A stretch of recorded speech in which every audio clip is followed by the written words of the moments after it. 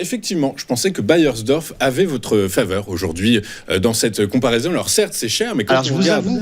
Je vous avoue que c'est vraiment sur le fil de la couture, parce que c'est vraiment c'est une super. Ça se joue un peu, j'imagine, hein, parce qu'effectivement, alors certes, le PER est très élevé, beaucoup plus élevé que chez L'Oréal, mais quand on regarde les fondamentaux, c'est plutôt solide chez Beiersdorf. Ah bah vous savez que j'ai pris l'habitude de vous présenter des belles sociétés, et Beiersdorf est assez peu connu des Français, faut dire ce qu'il est. Ils ont une perception du luxe qui est très franco-française, voire italienne, peut-être grâce à nos émissions, mais il y a des belles valeurs de luxe dans d'autres pays, et aujourd'hui on va aller en Allemagne avec cette société qui a été créée en 1882 par un certain Paul Karl Beiersdorf, qui était pharmacien et qui a commencé, écoutez bien, par faire des pansements adhésifs. C'est la marque Hansaplast. À vrai dire, Beiersdorf, c'est aussi des pansements, c'est des adhésifs. Et il a collaboré, donc c'est un pharmacien à l'origine quand même, donc il a collaboré à partir de 1900 avec un dermatologue qui s'appelait Gerson Una, et ils ont créé la marque Eucerin. Alors je ne vais pas rentrer dans le détail, mais enfin il y a pas mal de produits Eucerin, c'est assez connu finalement. Eucerin, peut-être pas trop en France, mais c'est assez connu.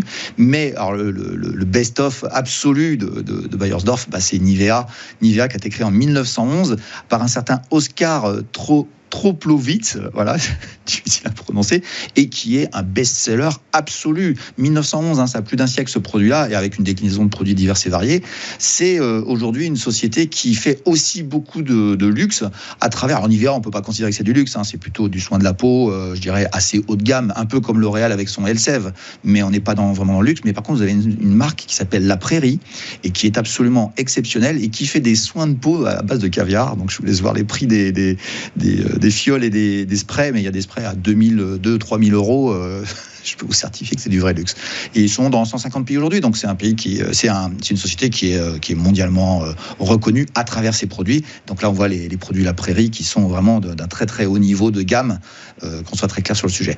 Et c'est une société qui est pas très connue, mais elle est plus petite que L'Oréal, mais elle fait 10 milliards d'euros de chiffre d'affaires en 2024. Elle ira vers 11 en 2026. Donc c'est une progression de chiffre d'affaires qui est très modeste. On est autour de 5% par an, mais alors par contre c'est une horlogerie. Ça fait des années que ça dure, ça ne bouge pas, c'est plus 5 tous les ans, tout le temps, c'est absolument impressionnant. Et vous avez une marque d'exploitation qui, elle, a encore de la dynamique à proposer, puisque là aussi, c'est des métronomes, ça monte tout le temps. On est rendu à presque 14% de marge d'exploitation, on irait vers 14,8, presque 15 en 2026, donc encore à horizon de 18 mois. On compare bien deux sociétés avec les mêmes horizons de temps.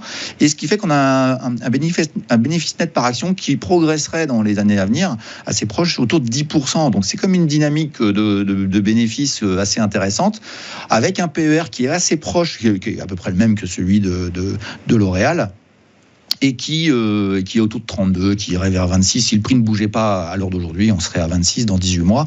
On a un historique entre 32 et 42, donc on est plutôt dans la branche basse, je dirais, en termes de valorisation sur Beiersdorf. J'ai pas le sentiment qu'il y ait là aussi d'indicateurs négatifs sur la société. On a eu un rebond un petit peu plus dynamique. Si on voit le graphique journalier, on verra qu'il y a un rebond qui est un peu plus fort, puisque on voyait que L'Oréal, c'était à partir d'hier que ça a commencé à rebondir un petit peu. Ça fait quelques jours sur Beiersdorf, mais très simplement, c'est là que ça nous révèle une chose, c'est qu'on voit que techniquement, globalement, les deux dossiers ont les mêmes configurations techniques, une petite correction qui va chercher des supports, mais dans une tendance haussière. Le rebond de Beiersdorf est plus tôt parce que nous sommes en Allemagne et nous ne sommes pas impliqués par les décisions politiques de la France. Et c'est ce qui me fait dire que L'Oréal a peut-être un comportement qui s'explique un petit peu par la politique française. Mais Beiersdorf, aujourd'hui, a corrigé, a été chercher des niveaux de prix qui me semblent intéressants, avec une valorisation qui me paraît modeste. C'est pas une valeur qu'il faut mettre en portefeuille pour tirer des 50% de progression. C'est un dossier c'est vraiment une valeur qu'on dit de bon père de famille, mais qui a très peu d'insécurité. Moi, je trouve que le dossier est magnifique.